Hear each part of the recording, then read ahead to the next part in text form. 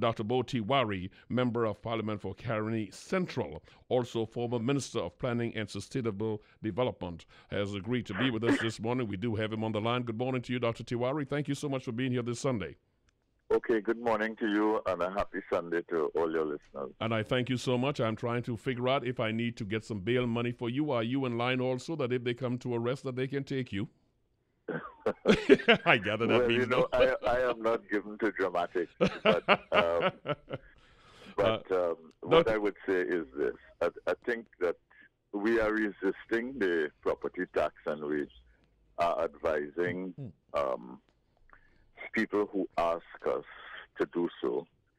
And the reason we are doing it is, first of all, I think that the form that the government has circulated to people is inappropriate, because while it has one element of the form that is identified in the 2009 legislation, it has put at the top of the form a list of requirements that are not in the law.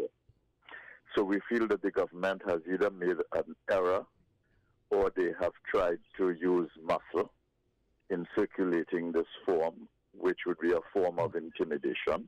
And we want the population to indicate to the government that they will not be intimidated and that the government is there at the behest of the citizens of this country.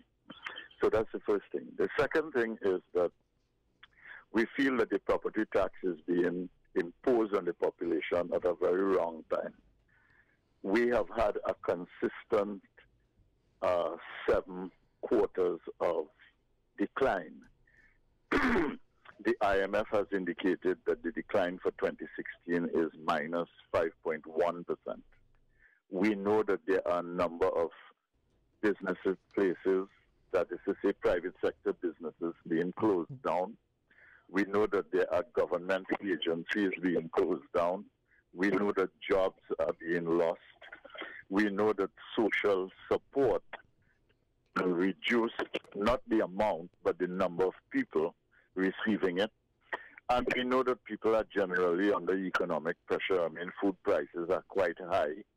And we know that the whole property tax issue is going to have an inflationary effect on rental housing as well as an inflationary effect on property ownership in the country, which we think is bad in a recessionary period. Dr. Tewarie, I've got 2 areas here I want to deal with. One is that what you mentioned, but let me just go to this for a moment. Is it not true that upon coming into power in 2010, the PP government, in its generosity, suspended the payment of property taxes? We understand that. But in the 2013-2014 budget, the same PP government admitted that land and building taxes were key pillars in all tax systems, and that it should be reintroduced, albeit on a phased basis. Was that not correct?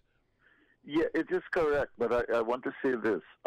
We are not opposed to property taxes, all right? And we wanted to reinstitute the land and business building taxes, perhaps with a proportionate increase to increase the amount of revenue.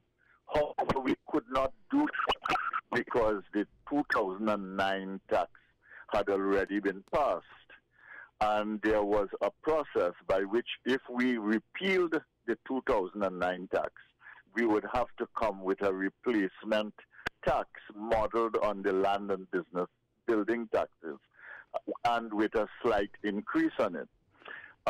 So while the Minister of Finance at the time announced it, we in the government were not at the point where we could reintroduce and replace the 2009 tax with a new tax that would be modeled on the land and building taxes. So, for instance, if you double the land and building taxes, it would not be onerous on the citizen. If you added a 50% or a 25%, it would not be onerous on the citizen. And the land and building taxes brought in somewhere between $100 and $150 million. And you could easily have doubled that to $300 million without imposing taxes on people in such a way that you made it difficult for them to pay. Would you concede, And sir? that is what we have. That is a second problem we have with the tax, which is that it is too onerous a burden on the citizen. At 3%, There sir? is a lack of clarity about the tax, so it's very hard to know what your tax is actually going to be.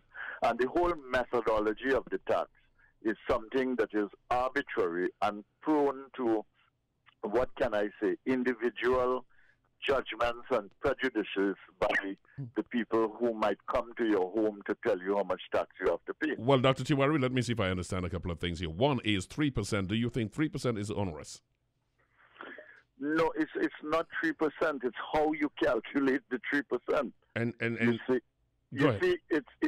it's 3%, but after a formula which is unclear, a formula that has to do with the size of your home, where it is located, how many rooms it has, whether it is classified as a modest home or an executive home. Executive home is defined by the number of bathrooms you have. I mean, it is those kinds of things, man. There are many people, sir, including a property surveyor, Afro Raymond, who was here last week, who may be in disagreement with that. But the merits or demerits of that part is one thing. Afro Raymond has a benefit to gain from the assessment and valuation of property, I'm sorry to say. Okay, I do want to go into another area in the short period we have here, because you mentioned it earlier, and this is something that bothers me. At a time when there's already little respect for the law, is it not dangerous, sir? Is it not a dangerous precedent for the opposition leader and the Oropouche East MP to signal to citizens they should tear up the form, and if the authorities come for them, let them take them? Now, the point I'm making here is this. On the one hand, what you're saying may be something that will be discussed in the parliament, something that can be discussed. But is it benefiting the citizenry at such a low point of having respect for institutions to tell the citizens, disobey the law, do not fill out this form? Is that responsible, sir? We did not advise citizens to disobey the law. I explained to you at the beginning that the form is inappropriate and does not comply with the law. So the citizen could not be breaking a law by not filling out a form which in the first place does not comply with the law. You were saying that the form is illegal. There will come a time when the valuation division will send a document to each property owner that is going to be sent by registered mail. And at that time, they may send the appropriate form, and we will see at that point what we do. We are not against property tax. We are not asking people to break the law. We are asking people to comply with the law, but we are asking them to resist this property tax, which we think is unjust, which we think is inappropriate at this time, which is prone to arbitrariness, which is unclear, and which is also subject to personal interpretation, which could lead to discrimination and victimization. Dr. Tewarie, thank you so much for taking the time. I wanted to get your perspective because it's important that we put everything in the arena and that our listeners make their judgment on that. You were very kind to make yourself available to us this morning, and for that I thank you very much, sir.